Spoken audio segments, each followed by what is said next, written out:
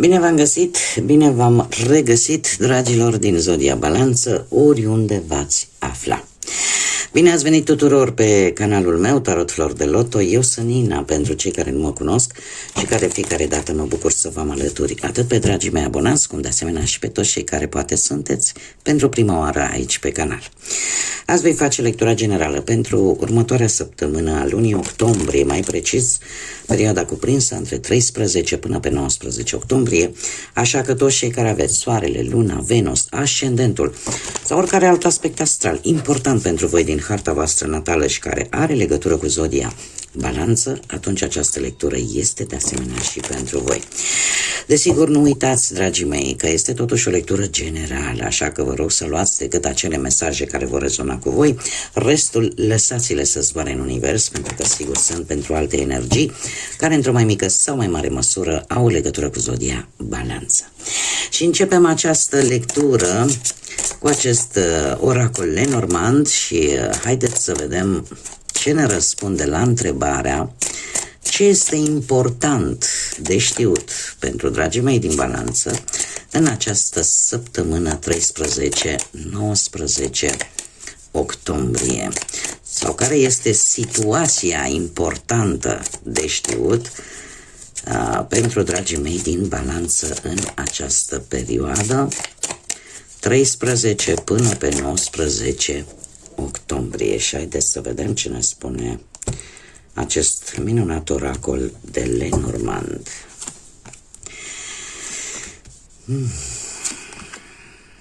Dragii mei, situația importantă pentru voi vine cu posibil ori cu o ședință în care vor cam ieși scântei, în care lucrurile vor vor ieși anumite informații destul de tăioase la iveală și în felul acesta se va lămuri un anumit aspect care dura de ceva vreme și în care lucrurile erau un pic în ceață așa. De asemenea, mare atenție, eu vă spun variantele, da? Pe care mi le dă Lenormandul. Mare atenție în locurile publice, dragii mei. Mare atenție în locurile publice, acolo unde e posibil să aveți mici accidente și mai ales în această săptămână grijă cu obiectele tăioase. De asemenea, e posibil ca unii dintre voi să descoperiți într-un anumit grup de oameni sau chiar prin intermediul internetului să descoperiți niște informații care efectiv să vă pună în gardă, să vă avertizeze, să vină cu niște atenționări, iar în felul acesta voi să reușiți să rezolvați, ca să zicem așa, o situație complicată. Per total, aș zice că ca și concluzie, anumite lucruri vor ieși la iveală, anumite informații care, desigur, lăsând la o parte că, bun, aflăm informația care ne ajută să închidem o anumită situație care stătea un pic în aer. Foarte bine acest lucru, nu este ceva rău. Problema este că e posibil să apară și cum să spun, aceste informații te ajută să închizi o etapă, dar în același timp e posibil să te și rănească, da? E posibil să nici nu știu cum să vă exemplific. E ca atunci când, nu știu, ești într-o situație complicată. Ești într-o situație complicată de ceva vreme, nu reușești să-i dai de cap și dintr-o dată apare o informație care te va ajuta să închizi respectiva situație, dar în același timp îți va lăsa și un gust amar. De asemenea, pentru cei care poate sunteți programați la o anumită operație, vă știți că de obicei eu nu prea fac predicții medicale și nu pentru că nu vreau, bine că e o alegere personală, de ce să numind, dar consider că partea asta medicală este ceva intim, este ceva de care se ocupă medicii, pentru că ei la rândul lor depun un jurământ important atunci când termină facultatea de medicină, când termină universitățile de medicină, și consider că ați văzut foarte bine și dacă cineva vine să vadă fișa medicală a unei persoane, medicul nu are voie să o dezvăluie decât în situații destul de rare, atunci când legea poate o cere. Tocmai de aceea nu fac lecturi pentru partea asta medicală. Dar ce pot să vă spun, că atunci când cărțile mi-o arată în mod concis, insistent, atunci trebuie să îmi fac datoria față de voi și să vă spun. E posibil ca unii dintre voi să fiți programați poate chiar pentru o operație și se va ține cumva o ședință în care se va vedea exact de fapt dacă această operație oarecum este necesară sau nu este necesară. Nu știu, va avea loc aici o reuniune, ca să zic așa, mai ales pentru cei care lucrați, nu știu, poate în mediul ăsta medical. Și atunci această informație pe care o veți deține vă poate ajuta sau vă poate avertiza, ca să zic așa, dacă această operație este necesară sau nu. Haideți să... Asta a fost așa în ultimă instanță ce am reușit să scot de la acest oracol Lenormand. Haideți să vedem acum ce ne spune și tarotul. Ce vine pentru dragii mei din Balanță în perioada 13-19 octombrie, atât pe plan profesional, financiar sau sentimental.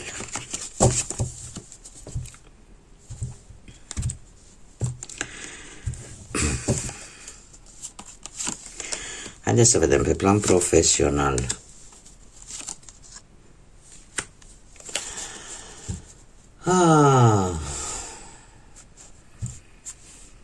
Dragii mei dragi,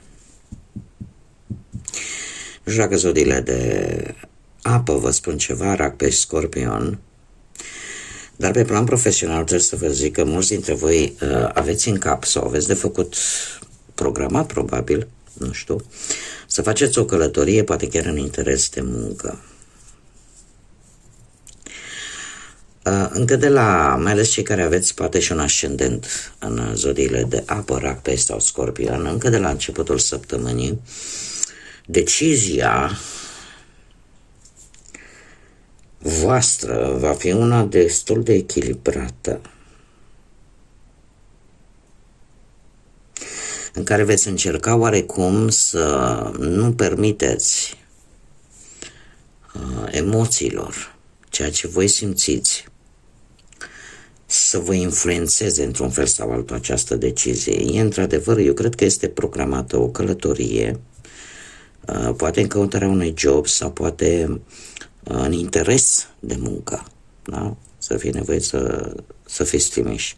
Totuși eu am un turn aici, în această săptămână.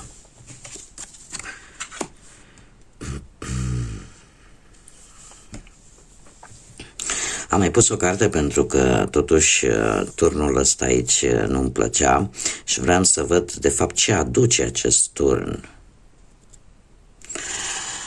Este o situație în care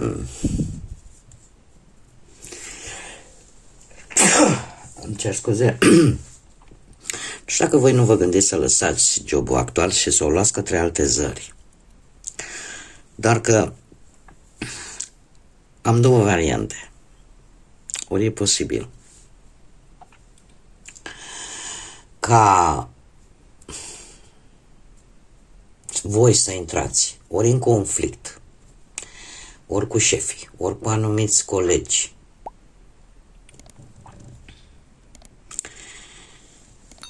și lucrul ăsta să creeze acest turn și această călătorie poate, nu știu, să nu se mai țină, sau am varianta în care pur și simplu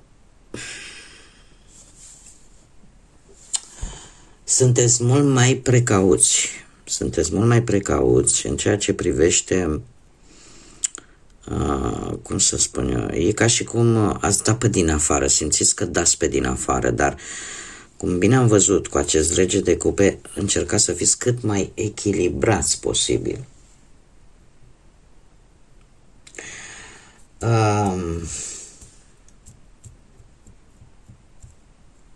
Poate că mulți dintre voi până acum, pe partea asta a muncii, ați fost preocupați mai mult de impresia pe care o lasă atât voi cât poate și ceilalți vis-a-vis de muncă și nu pe calitatea muncii, pentru că este totuși există o mică mare diferență. Cred că am dat exemplul ăsta tot la voi, la lecturile generale pe octombrie, dacă mi-aduc eu bine aminte. În ce sens? În sensul în care una e să vă dau un exemplu, indiferent că ești angajator, indiferent că ești angajat sau indiferent că ai propria afacere, una e impresia care o creează acțiunile tale sau nu neapărat acțiunile tale, felul în care tu te comporți, și alta este eficiența muncii. Pentru că se întâmplă de multe ori, nu, să fim ursuzi la locul de muncă, dar să ne facem treaba bine, să ne facem nesuferiți, ca să zicem așa, în fața celorlalți, poate prin faptul că suntem persoane mai reci, mai necomunicative, dar treaba să ne facem bine. Asta ce ne spune? Că într-adevăr impresia nu este una ok, dar rezultatul muncii este calitativ. Aici se întâmplă invers. Se întâmplă invers, că sunt persoane care creează o impresie extraordinară, vorbește cu toată lumea, râdem, glumim, ne simțim bine, dar în momentul în care trebuie să-și facă treaba cum trebuie, acolo are carențe. Și revenind la lectura noastră, în această săptămână e posibil să apară niște conflicte din această cauză, în care voi vreți să vedeți eficiență și nu neapărat decât impresie. Și mai ales pentru cei care voi sunteți angajatori. Am un trei de monede care urmează după acest turn, care mie îmi spune că într-un fel sau altul tu îți vei arăta valoarea acolo unde tu muncești. E posibil ca acest turn, pentru cei care și-au programat o călătorie, cumva să întărească ideea că trebuie să faceți acest drum. Pentru că deja, cum s-ar spune, răul a fost deja făcut și veți face poate această călătorie în urma acestei schimbări bruște care apare în viața voastră profesională, iar asta vă va duce către, cum să spun eu, către un loc de muncă, eu aș spune, destul de satisfăcător. Dar lucrul ăsta nu se va întâmpla să-l faceți voi singuri, va trebui să veți fi sprijiniți, ca să zic așa, și de alte energii. Iar în afară de asta, este un proiect, este un plan la care voi munciți de ceva vreme, să-l duceți la bun sfârșit. E posibil să vorbim de acele joburi care au legătură poate cu înălțimea, cu clădirile, în general cu clădirile mari, posibil. Mergem mai departe, să vedem pe plan financiar. Pe plan financiar, zodii de foc, berbec, leu, săgetător, printre care este în evidență zodia săgetătorului. Dragilor, dragi, voi pe plan financiar, nu știu, cred că ați muncit destul de mult, ați strâns ceva bănuți și vă mai trebuie atâtica ca să reușiți să faceți ceva, ceea ce voi v-ați propus. Doar că vin niște mici impedimente, ca să zic așa, care vă cam dă planurile un pic peste cap. Asta ce înseamnă? Că îți faci un anumit calcul, să zicem, da, la început de lună, domne, eu cu banii ăștia îmi plătesc datoriile, îmi plătesc facturile, îmi plătesc ăștia de mâncare și așa mai departe. Apare ceva în această săptămână care vă dă aceste planuri un pic peste cap și vei încerca cumva să acoperi totuși toate cheltuielile importante, vei încerca să-ți păstrezi răbdarea și într-un fel sau altul să echilibrezi pe cât posibil partea asta financiară. Către sfârșitul acestei perioade avem și o regină de bâte, cum am mai spus, zodii de foc, berbec, leu, săgetător, care, mai ales pentru cei care aveți un ascendent în zodii de foc, voi, dragilor, totuși veți fi un pic tentați. Este perioada în care se fac foarte multe reduceri, cam peste tot. Și veți fi un pic tentați, nu știu, uite, am găsit nu știu ce hăinuță, nu știu ce încălțăminte sau pur și simplu bănuții ăștia cumva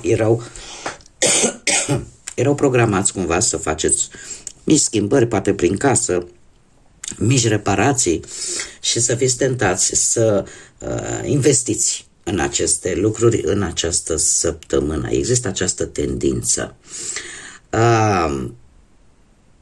Trebuie să aveți un pic de răbdare și cumva să vă înfrânați această tendință de a cheltui cumva fără să vă gândiți și la consecințe. Asta în primă fază. Pentru toți ceilalți care nu aveți nicio legătură poate cu zodiile de foc, putem vorbi de răbdare vis-a-vis de un personaj pe care voi îl aveți în viața voastră și care de obicei îi place așa să strălucească și nu prea ține cont de cum cheltuie bănuții, iar vă trebuie răbdare. Vă trebuie răbdare. Răbdare avem și de o parte și de alta cu această energie care probabil că e obișnuită, nu-i lipsească absolut nimic sau poate pur și simplu are în plan, domne, vreau să-mi iau cu tare lucruri sau vreau să schimb, nu știu, un aparat electrodomestic în casă sau să-mi schimb mobila, cineva din viața voastră cu care va trebui să aveți un pic de răbdare. Pe partea relația sentimentală, pentru cei care sunteți deja, formați un cuplu, formați o pereche. Dragilor, voi, aici am zodii de pământ, Taur, Fecioară, Capricorn. Din păcate, trebuie să vă spun că mesajul e pentru cei care ați avut parte de o trădare. De o trădare care a venit, să zicem așa, logic și firesc, cu o lipsă de încredere în această persoană. E adevărat, avem un cavaler de monede care, nu știu, dacă aveți luna Venus sau chiar și un ascendent într-o zodie de pământ, Taur, Fecioară, Capricorn, voi încercați într-un fel sau altul să aveți răbdare, să încercați oarecum să faceți ceva ca relația într-un fel sau altul să funcționeze. Încercați să aveți foarte multă răbdare, încercați să vă gândiți mai mult la siguranța celor dragi. Poate că încercați să, cum să spun eu, să dați la o parte ideea că lucrurile cumva trebuie făcute doar ca voi, adică să faceți un anumit compromis. Dar totuși trebuie să vă spun că unele lucruri s-au pierdut în relație, dar nu s-a pierdut totul. E adevărat, dacă ar fi să o luăm în procente, am putea să spunem că din 100%, cam 70%, să zicem, s-a pierdut ca și sentiment, ca și emoție, ca și legătură sufletească. Dar a mai rămas procentajul ăla de 30%, care va depinde foarte mult de voi, dacă îl veți folosi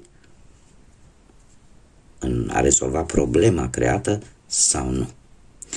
Acest 5 de cupe ne vorbește de decepție, ne vorbește de pesimism și ne vorbește de acea relație care e într-o fază oarecum terminală sau un proces de ruptură, că se poate salva, dar numai dacă există resurse. Pentru alții dintre voi e posibil, nu știu, să încercați cumva cu răbdare, dar dacă vedeți că cumva totul, nimic nu dă rezultat atunci, sau că nu se mai poate face nimic, probabil că atunci vă dați seama că e nevoie de timp ca voi să vă vindecați. Să învățați ceea ce trebuie învățat din această situație și cumva să mergeți înainte. Mai am o variantă în care e posibil ca perechea voastră să aibă legătură cu zodiile de pământ și în acest caz trebuie să vă spun că este o energie destul de perfecționistă, destul de câteodată încăpățânată și care nu va ajuta cu nimic. Tocmai din cauza acestei încăpățânări și asta, poate că din această cauză nu se mișcă nimic în relația voastră. Și asta vă va face pe voi să vă gândiți dacă într-adevăr se mai merită, dacă există resurse sau dacă nu. Mergem mai departe, cei care sunteți singuri, ei, dragii mei. Hei, foarte interesant aici. Foarte interesant. Dragii mei, cei care sunteți singuri, voi ați avut parte de o iubire foarte rapidă, în care ați crezut că totul este reciproc, că nu știu, totul s-a desfășurat foarte pasional, foarte emoțional, foarte senzual, ca să zic așa, și e posibil să vă fi amăgit. Da, graba a stricat un pic treaba. De ce? Pentru că avem un 3 de spade. Un 3 de spade care ne vorbește de o decepție. O decepție pe care o veți avea în foarte scurt timp și e posibil cumva să nu fi fost cea mai bună alegere pe care ați făcut-o în ceea ce privește viața asta sentimentală. Adică poate că v-ați oferit încrederea pe tavă fără ca celălalt să depună foarte mult efort și eu din câte văd aici văd o inimă rănită, văd o decepție în primul și în primul rând foarte mare, cum de asemenea nu știu zodia Gemeni dacă vă spune ceva, dar văd și o decizie pe care voi o veți lua către sfârșitul perioadei, o decizie importantă aș zice,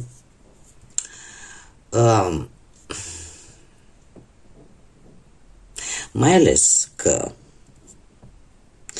veți trece așa, de la rece la cald, ca să zic așa. Mulți dintre voi, surprinzător, veți avea posibilitatea să luați o decizie între două energii. Într-o energie care v-a decepționat foarte recent și într-o perioadă foarte scurtă de timp și într-o energie cu care voi ați mai avut de-a face în trecut, cu care voi ați mai avut o relație. Va fi o decizie în care voi va trebui să faceți un compromis destul de important. Un compromis, un angajament, ca să zic așa. Iar lucrul ăsta va duce implicit la a fi dispusă la o schimbare destul de importantă pentru voi.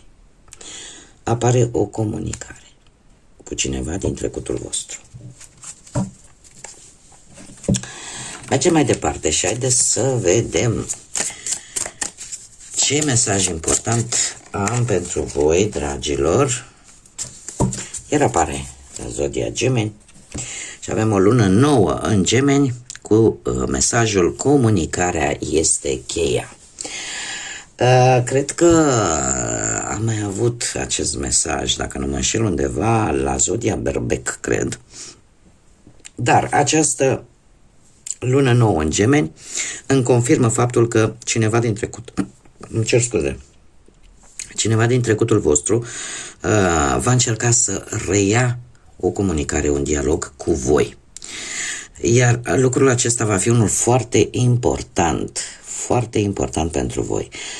Va fi o comunicare destul de flexibilă, mai ales că avem zodia Gemeni, destul de inteligentă și mare atenție că de obicei zodia Gemeni, fiind o zodie de aer, are și ea calitățile sale, dar are și părțile ei, să zicem așa, oarecum mai puțin pozitive, și este acela de a nu se implica foarte mult emoțional, cel puțin nu la început.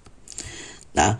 Așa că se pare că în această perioadă comunicarea este foarte importantă pentru voi și mai ales cei care aveți poate și legături cu această zodie a Gemenilor, ascendent, lună, Venus sau alte planete, un nod nord poate. Veți fi mult mai inteligenți, mult mai isteți și cred că nu veți suporta conversațiile foarte grele. Da? Nu veți suporta acele conversații greoaie care nu au o anumită fluiditate. Bun, dragii mei, cam atât am avut pentru voi pentru această săptămână. Eu totuși vă doresc o săptămână minunată, plină de multă energie pozitivă, de multă lumină în suflet, în gânduri. Mulțumesc tuturor celor care sunteți ca de fiecare dată alături de mine prin intermediul like-urilor, comentariilor, distribuirilor voastre și, desigur, invit pe toți cei care încă nu v-ați abonat, dacă ați rezonat, dacă vă plac acest gen de lecturi, nu ezitați, abonați-vă, este gratuit, așa că eu vă aștept indiferent cum, vă aștept cu mare drag și cu mare interes la fiecare lectură. Până data viitoare, când ne vom reîntâlni, tot binele din lume, să aveți parte și, desigur, să fiți iubiți, dragilor.